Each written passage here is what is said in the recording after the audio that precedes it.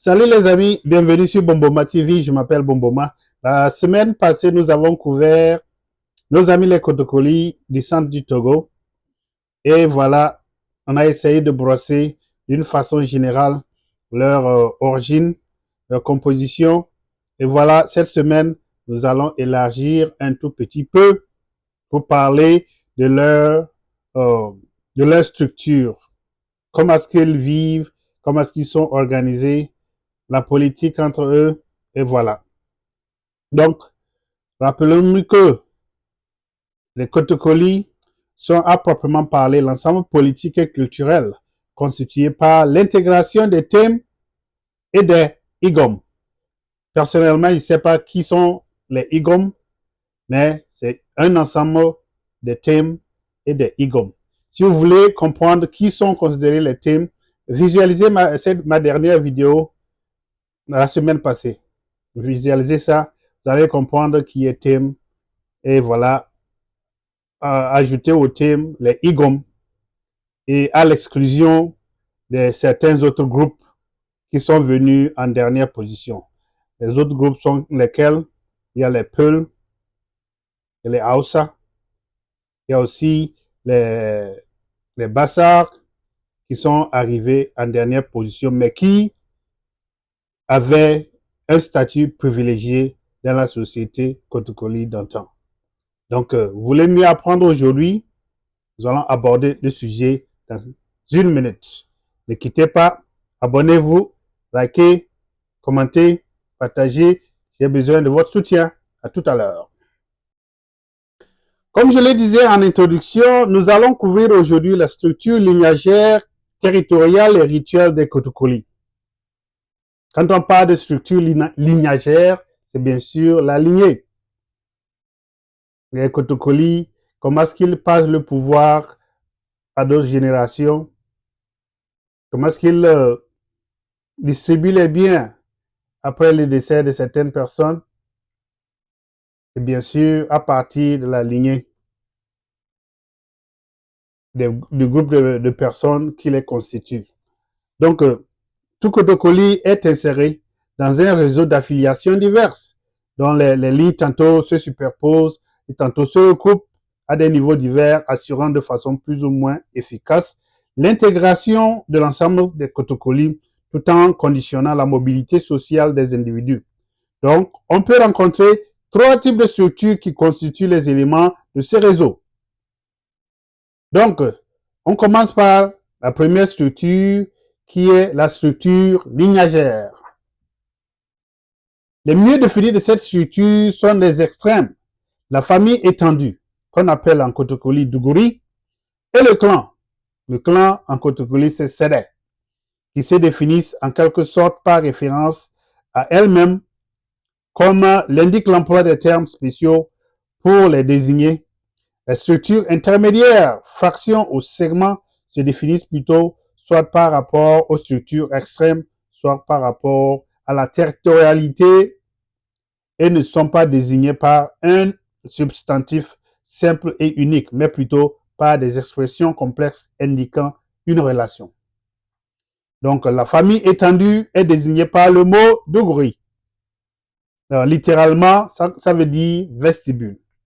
La case d'entrée, c'est-à-dire la grande case d'accès à la concession. Donc, ceci aussi existe en pays Moba-Goma. Quand vous voyez nos constructions traditionnelles, les cases rondes, il y a toujours les murs, mais même si c'est trois, la maison comporte trois cases, la première case est le vestibule. Avant, on ne trouve plus de ces constructions à présent, mais avant, toute la maison était encerclée de quoi? De murs. Le mur est suffisamment haut que même les animaux ne peuvent pas entrer facilement. Donc la porte d'entrée, c'était par le vestibule. Et le vestibule, on avait une porte traditionnelle faite de branches de rognier. On fermait ça des deux côtés. Il y a une porte d'entrée, il y a aussi une porte qui conduit à la concession. Donc les Kotokoli avaient la même chose. Donc le Duguri, c'est littéralement le vestibule, la porte d'entrée à la concession. Donc, le Dougouri est théoriquement un groupe généalogique de 4 générations de profondeur. En fait, l'expectative de vie limite sa profondeur réelle à 3 générations. La génération aînée ne comprenant pas une sorte de fiction juridique que le Dougouri Indo, le Dougouri Indo. Le patriarche qu'on peut définir comme aïeul vivant, le premier des aïeux. Donc, le Dougouri Indo est entouré de ses frères cadets, de ses épouses, de ses descendants et de leurs aussi, parfois des serviteurs et d'étrangers adoptés, l'ensemble formant une mesnie qu'on appelle en Kotokoli Nyala, divisée en familles nucléaires. Donc, un Dougouri peut grouper jusqu'à une centaine de personnes en moyenne dans les zones rurales, mais dans la ville de Sokodé même, ça devient de plus en plus réduit. On parle d'ici des années 53 et la personne qui a écrit cet ouvrage s'appelait Pierre-Alexandre. Donc c'est un Français, mais avant Pierre-Alexandre, il y a aussi des Allemands qui auraient écrit des choses sur les Kotokoli. À la fin, je vais vous montrer comment est-ce que vous pouvez accéder à toutes ces informations pour vos recherches personnelles. Donc le Dougouri était l'unité de base des plans rituels, fonciers, économiques, résidentiels et militaires. Donc, le Dougouri Indo est un type commun en Afrique occidentale. Donc, ce n'est pas particulier au Kotokoli. Le Dougouri Indo, même dans d'autres langues, ça peut se prononcer différemment, mais c'est une structure qui est reconnue partout en Afrique occidentale. Donc, le Dougouri Indo d'un type commun en Afrique occidentale, assez formidable au premier abord, est assez strictement limité en réalité. Donc, en réalité, par quoi? Par l'obligation qui lui est faite de consulter ses frères classificatoires avant toute décision importante, encore qu'ils ne soient pas liés à leur avis. Donc, par l'exogamie qui laisse les épouses résidant dans un Dougouri sous l'autorité du dernier ressort du patriarche de leur Dougouri d'origine. Par le privilège de l'oncle maternel. L'oncle maternel, comment on l'appelle en Kotokoli, Izeni, qui peut toujours intercéder de façon effective en faveur des fils de sa sœur. Enfin, par le contrôle politique et judiciaire des chefs. Il faut noter que, à propos de ce dernier, le Dougouri Indo est de nature plutôt disciplinaire que judiciaire ou politique. Son rôle politique ou judiciaire en sens propre est étroit.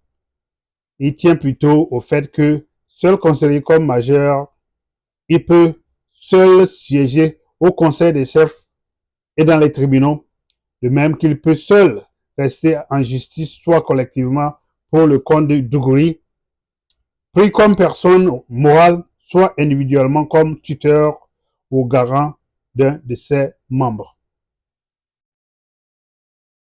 Donc, le Dougouri est la plus petite quantité lignagère ayant une personnalité juridique. Le clan est la plus importante. On les désigne sous le nom de Sédé. Sédé, c'est le clan en Kotokoli. Situation probablement à cause de la récitation cérémoniale des généalogies et il correspond idéalement à un lignage patrilinéaire, exogamique maximal, dont les membres seraient liés par une relation quasi-familiale de consanguinité. En fait, le terme désignant les contribules, cobré, n'est même pas celui qui désigne les frères classificatoires qu'on appelle Menon en Kotokoli. Je ne sais pas si je prononce ça correctement. Tandis que au-delà de la huitième génération ascendante, la généalogie est stéréotypée et vraisemblablement non historique. Donc, les groupes et groupements lignagés intermédiaires entre Sédé et Dougouri ne sont pas désignés par un terme spécial. On dit plutôt les enfants d'un tel. Quand on veut parler d'un lignage mineur sous l'angle généalogique, de tel ou tel endroit, quand on veut parler d'une faction sous l'angle territorial et politique. Ce sont cependant des subdivisions de clans qui ont leur rôle politique les plus significatifs au niveau des chefferies. Les chefs des différents échelons ne peuvent en effet être désignés que dans certaines fractions ou lignages et par certaines autres fractions du lignage. Donc, c'est pour cette raison que les fractions d'un même clan occupent des positions fonctionnelles très différentes suivant leur implantation territoriale. Dans un tel canton, tel clan sera investi la chefferie ou du droit désigner le chef, ont le droit de désigner le chef. Dans d'autres, on n'aura aucune prérogative à cet ordre. Alors les amis, nous allons couvrir maintenant la structure territoriale en pays Kotokoli. Donc les divisions territoriales du pays Kotokoli sont à envisager sur un double point de vue. Un point de vue rituel et politique.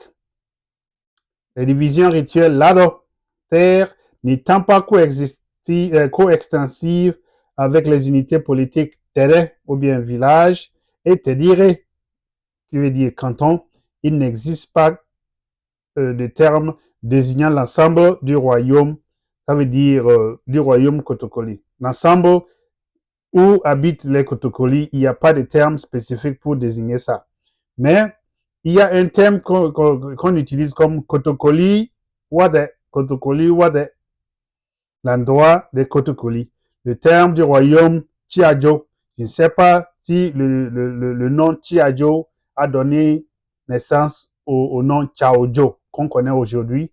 Le Chaojo, qui peut être la montagne, qui peut être aussi l'endroit où on retrouve plus de Kotokoli.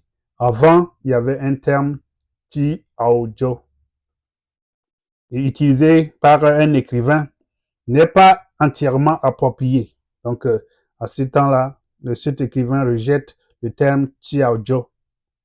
Aujourd'hui, nous, on connaît Chaojo. Peut-être que le terme initial, c'est Tiajo. Comprenez ça? Je vais laisser la portion là quelque part pour que vous puissiez décrypter vous-même. Donc, en première position, le village qui est Tede est l'unité territoriale et politique de base, la plus petite dont le chef est droit au titre Ouro. Donc, avant, je ne savais pas que les gens qui portent le nom Ouro sont venus les chefs de village.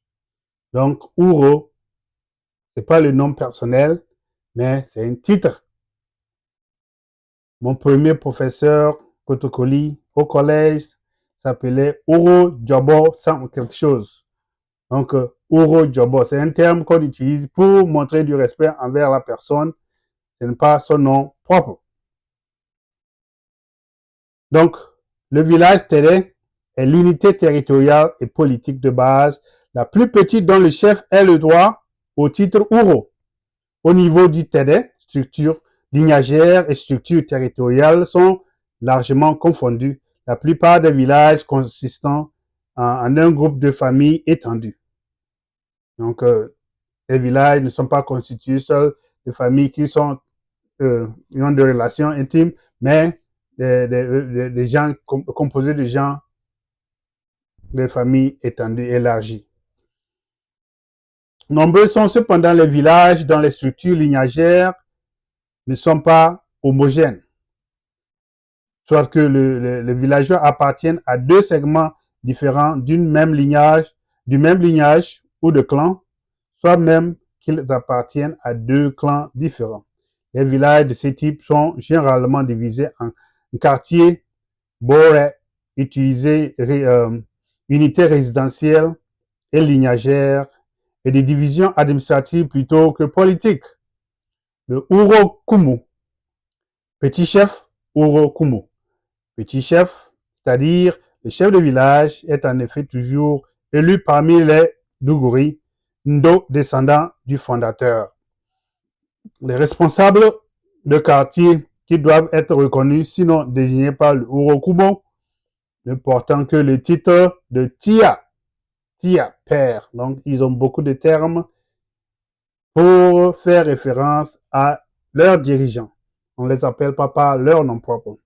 Donc, le village, en tant que communauté investie de droits fonciers qui sont en partie redistribués aux familles étendues, jamais au quartier qui les compose, une partie des terres restant réservée à l'usage collectif.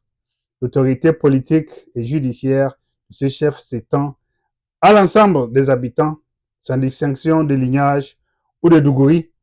Donc, ces pouvoirs en matière économique sont, par contre, restreints à la gestion des communaux, à la redistribution périodique des terres entre les dougouri, qui restent les unités de production fondamentales. Donc, en deuxième position, on parle des cantons. Les cantons en Cotocoli s'appellent Tedire. Ils sont au nombre de 14 au moment où on écrivait ce livre et traditionnellement rangés selon un ordre de préséance justifié à la fois par des raisons historiques, donc ou par des liens de parenté clanique pouvant exister entre les fractions suzeraines qui viennent en premier lieu les 6 cantons Mola. Donc les 6 cantons Mola, les grands frères, Mola veut dire grand frère. Dans l'ordre, on a Tiajo, Kebafilo, Daoude, Fazao, Adjaïde, Agoulou, puis les 8 petits frères. Les fractions suzeraines sont d'origine diverses. Les préséances mettant à égalité de rang Alejokura, Kemini, Boulohou, Kolinabo et Kumonde, c'est sur un rang un peu plus inférieur à Alejo Kadara, qui veut dire petit frère, de Kumonde, puis Djerekpanya et Soudou sur le même pied. Djerekpanya et Soudou sur le même pied. Donc le patrimoine foncier d'un canton comprend outre les terres de village, une réserve commune ouverte pour la chasse, la cueillette, la pâture et le ramassage des bois à brûler à tous les habitants du canton. Donc, en quatrième position, les limites du royaume Kotokoli débordent celles de l'Ado Infra qui en font partie. Ce sont de véritables frontières intertribales à l'est et au sud-est où les terres Kotokoli jonchent immédiatement celles des chefferies Bariba, Yoruba et Ashanti de la région de Kambole, Kosuntu et celles de Bassari, de Tiamana. Donc les frontières sont bien reconnues, repérées par les accidents de terrain et consacrées par les pactes de sang. Kadia.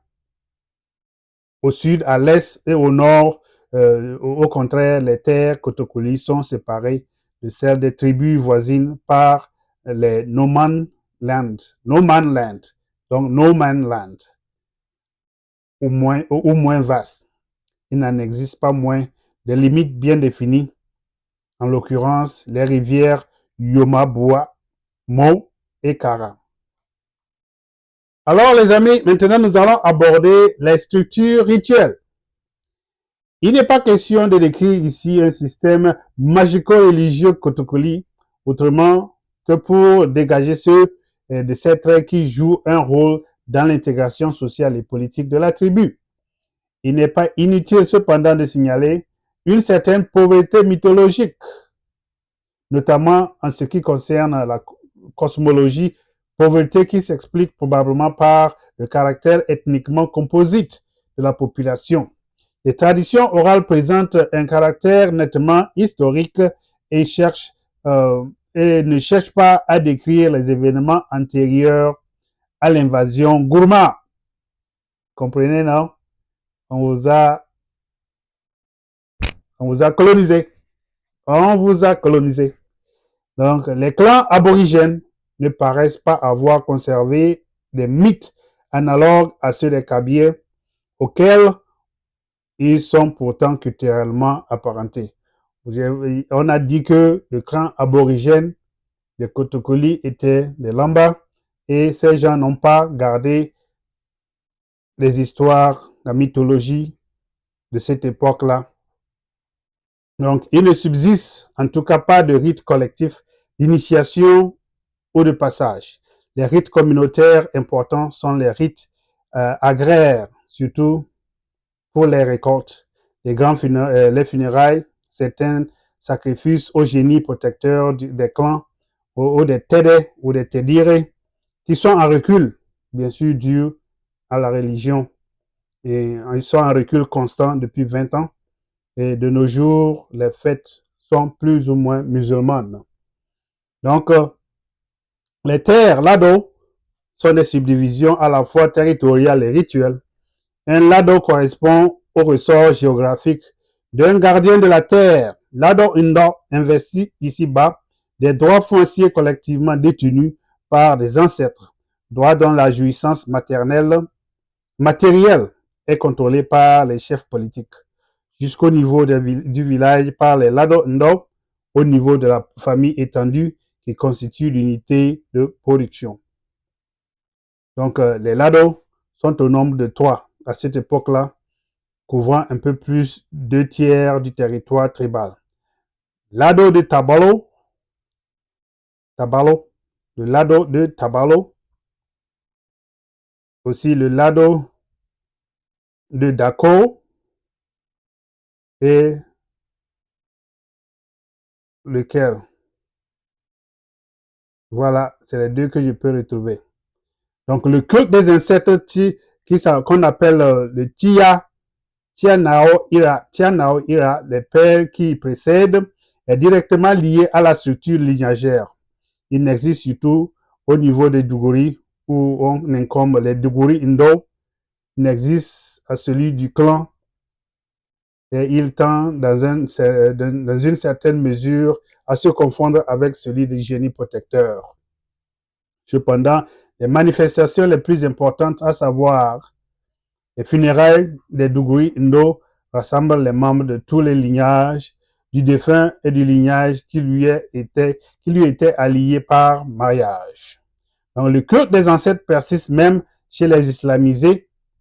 Les lettrés musulmans eux-mêmes le considèrent comme un officium pietalis, peut-être surrogatoire, mais incontestablement méritoire. Donc, même islamisés, nos frères Kotokoli comprennent que les ancêtres viennent d'abord. Maintenant, nous allons parler de l'islam en pays Kotokoli.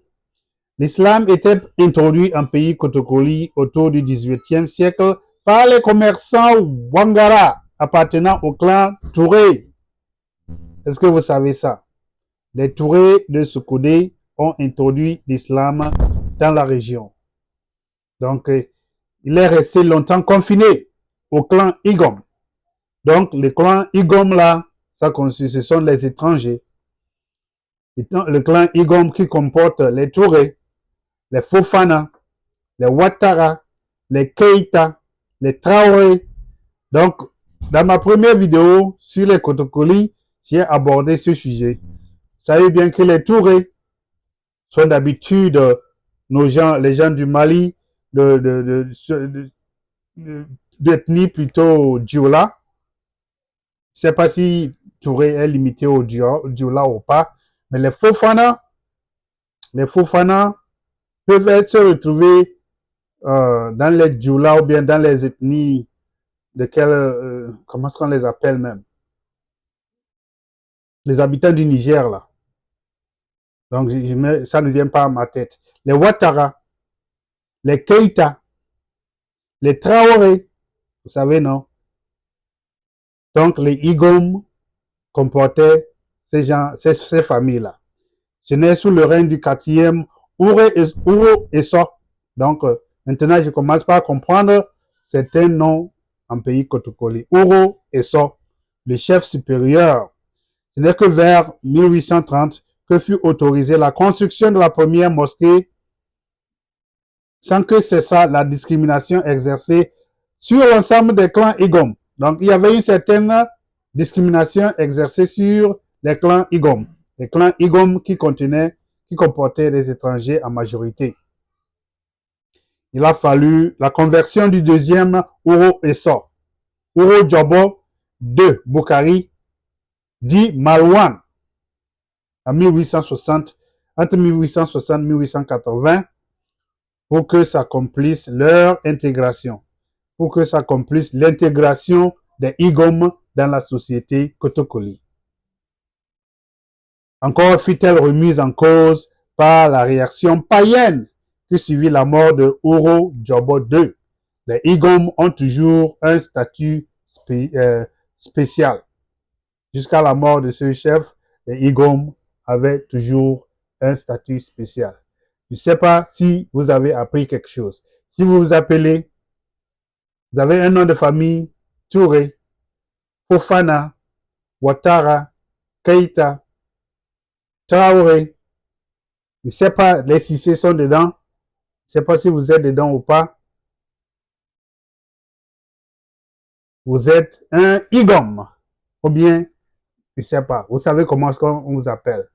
Donc, vous avez apporté la religion musulmane en pays Kotokoli. Vous avez appris quelque chose? Merci beaucoup. Je sais que je ne me prépare pas d'avance avant de me lancer dans mes vidéos.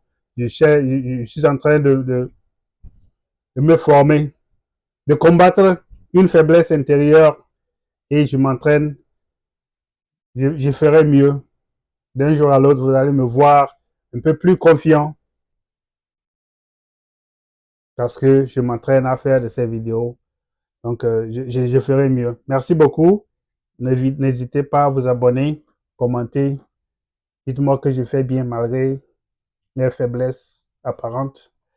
Donc, pour m'encourager à travailler là-dessus, on se voit dans un autre numéro. Il y a plein de choses à dire sur les Kotokoli qui c'est très, très intéressant.